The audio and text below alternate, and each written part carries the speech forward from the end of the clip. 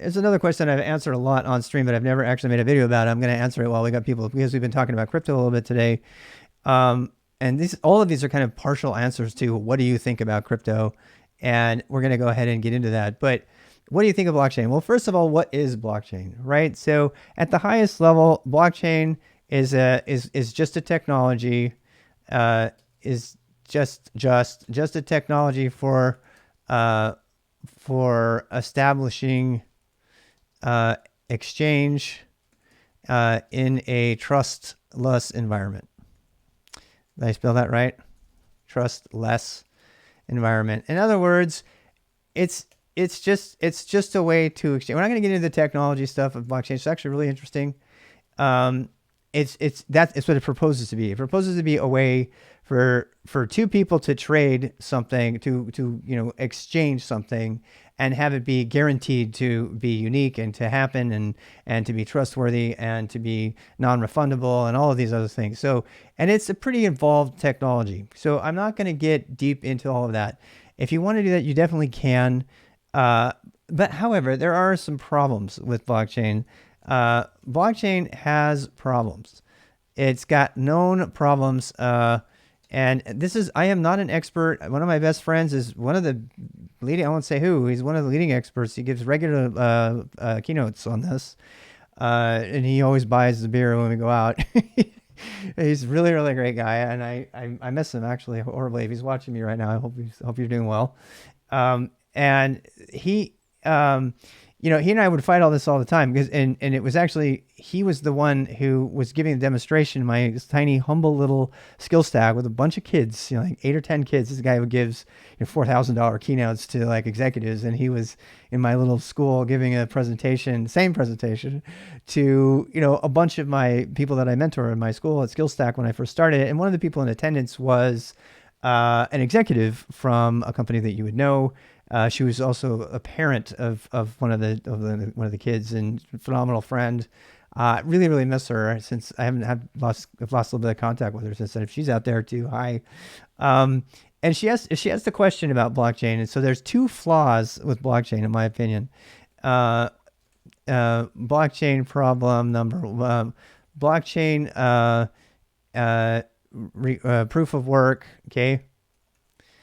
Proof of work is non-sustainable, is unsustainable.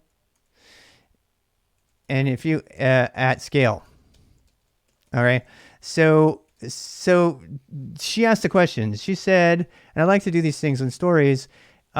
She asked the question. She said, "So what if every transaction in the world is doing this? Is there enough power in the world to do it?" And he's like, pretty much like everybody.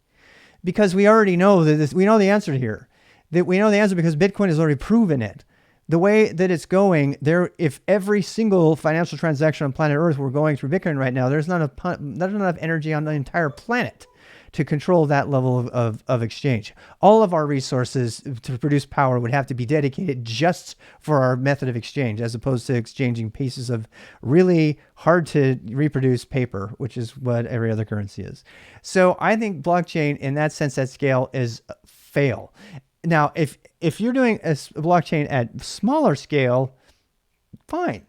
If you're going to build blockchain technology at a smaller scale for establishing uniqueness, even an entire national vote, there's still enough, there's still enough space there for it to work. There really is. And so I think blockchain in that particular regard is fine. I am not an expert. I'm just telling you from the research I've done in the conversations as a normal person with people who obsess over this stuff. I interviewed for a job actually with it was a stealth startup that is working in blockchain and crypto. Who hasn't, right? I mean, because it's fintech in general. This whole stuff has really sapped a lot of really great talent. Because it's, crypto crazy and that's fine. We need that. We'll settle down. It's the Gartner hype cycle and we'll figure out what the practical applications of blockchain are. And that brings me to the next part. Practical applications of blockchain abound. Okay. Abound. There's tons of them. And my friend actually started, I'm going to give up his name now. I feel bad, but I won't say which organization. He started an organization to track things that are unique about a person's medical history in order to find them someday if they were ever lost in any way. I'm really generalizing that on purpose. So basically, to make a profile of someone so that you could help to identify them or find them or something. And it seemed like it was kind of a stretch. I mean, there was a time when everybody was like, "Hey, let's do this with the blockchain. There's so many neat things we can do with it."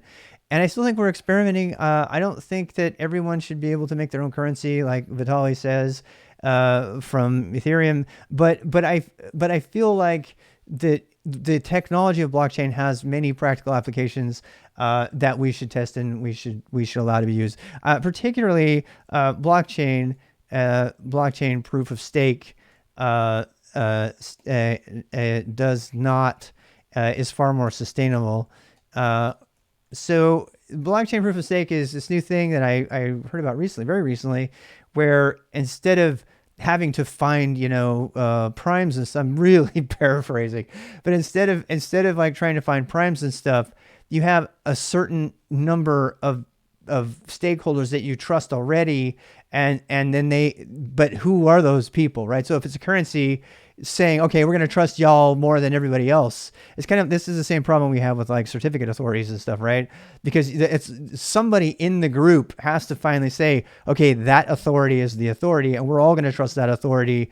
And then that authority is going to say it trusts, this certificate, subdomain, and then blah, blah, blah. And then we have the whole thing with, GPG, where we would have like circles of trust. And we'd actually, back in the day, we would have parties where we'd get together and we'd exchange keys because you could see the person go, oh, hey, look, I know who you are. I'm going to sign your key. I'm going to make it your key, valid and trusted because, 100 people have signed your key saying that this key is actually that person. Now, we do that exact same thing all the time through Twitter right now, right? We go to Twitter and say, this is exactly the same. This is the person. So if that person then tweets a thing, we're like, okay, whatever they tweet, we know it's coming from them and we're promising that.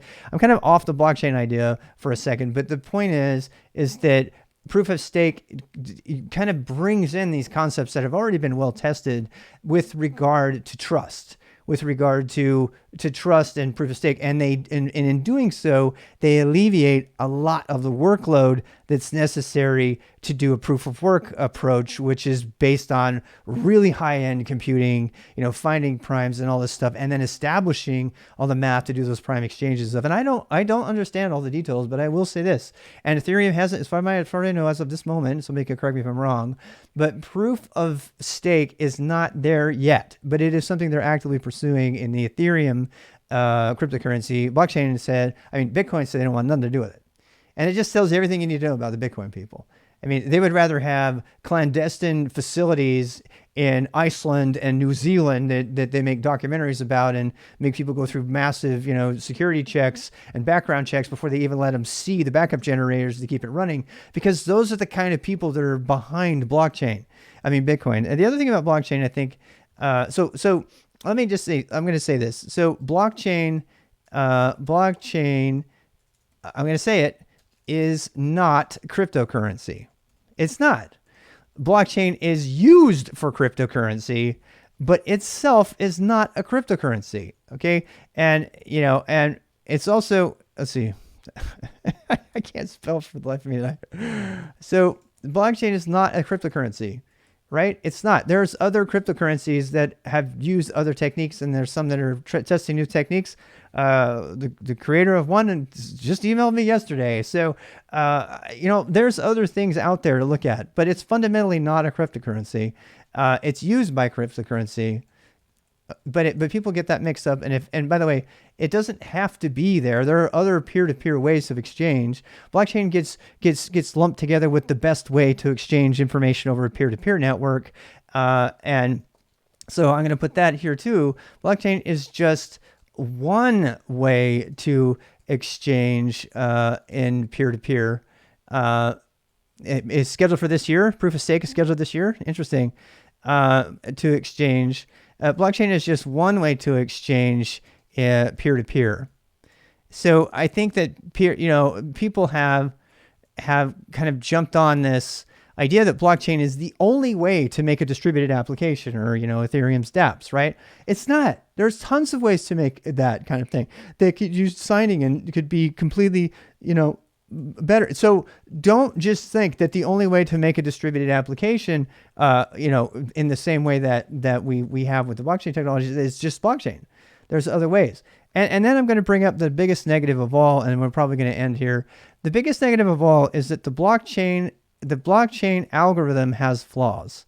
So the blockchain design does not protect against the 51% rule. Okay? Against the 51% attack. And I am probably going to hear from a crypto person right now.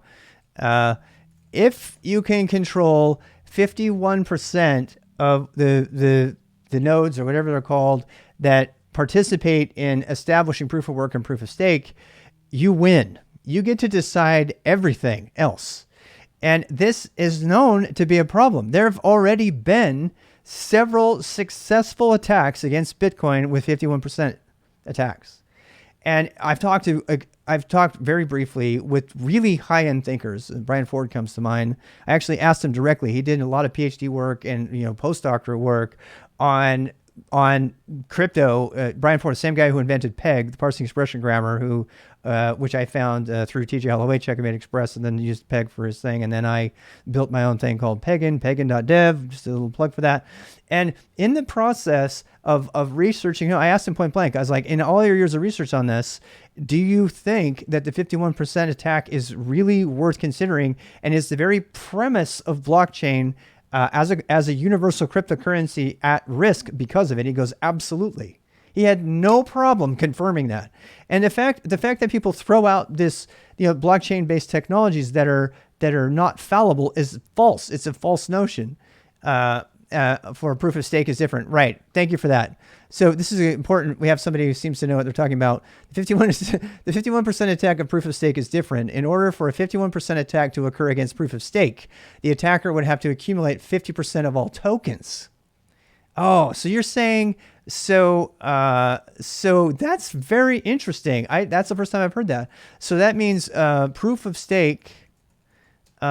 This is exactly making my point I was making yesterday, that we have to let these cryptocurrencies and these technologies exist, even if we're against the adamant sort of position of the people putting them out there, where one day they're saying you're going to buy a pizza with it, next they're going to say that's modern gold, next they're going to say it's going to solve this, and they keep changing their mind, and we have to let that happen so that we can, it's a necessary experiment to establish, well, where is the final version it's going to be? We wouldn't even have proof of stake if it hadn't been for Bitcoin. So we have to think about it. But proof of stake sounds promising as a counter to 51% attack, because that's, the more I hear about proof of stake, the more interested I am in it, because it sounds like they've combined the best parts of the cypherpunk era, late 90s, if you know what I'm talking about, where they were all about content encryption, and GPG and PGP came from that. And it was, they were always against socket tunneled kind of encryption options too. They were always like, no, leave this stuff encrypted at rest. And that entire cypherpunk movement kind of led to all the cryptography we have today. And now we have, people combining what were some of the best notions of that time. That's what it sounds like to me. I don't know. I'm just coming at this new, but the new proof of stake stuff sounds very, very promising to me. I think that could give us, more reliability and be able to get around the 51% attack. Because if you want to shut down, there's one thing you can, excuse me, I'm spitting. There's one thing you can do to really shut down a crypto person. If you're talking to somebody who's got the absolute crypto crazy, and if you either want to send them off the deep end or you just want to shut them up, I don't know what their response will be. Bring up the 51% attack. I swear to God, it's like going straight for the jugular. You're like, okay, then tell me about this. bring up the energy consumption problem, or you bring up the cryptocurrency thing. Thank you. What's that? Okay. Yeah. Alrighty. So that's the end of that, Ben. What was that? What was the full form? Oh, PEG, PEGN.dev. That's the grammar. And then PEG, parsing expression grammar, is the grammar by Brian Ford, who happens to have written a lot of papers on crypto and blockchain, and that's why I brought him up. that's all I have to say about blockchain. This is a longer video than usual, but what I'm trying to say is I am pro blockchain. Okay, I'm pro blockchain as long as they can get over some of these other problems.